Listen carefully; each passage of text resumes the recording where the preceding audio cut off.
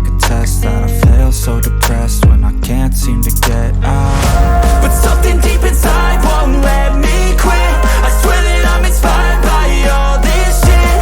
Tell me that I can't and I won't. That's what guides me the most. Fuck your lies, I'll do what I want. The gas in the back of the set never leaves. She's so bad that the can't pay the brag. The gas in the back of the set never leaves. She's so bad that the can't pay the brag. The gas in the back of the set never leaves. She's so bad that the can't pay the brag. The gas in the back of the set never leaves. She's so bad that the can't pay the brag. I'm inspired by thirst, I'm inspired by worth.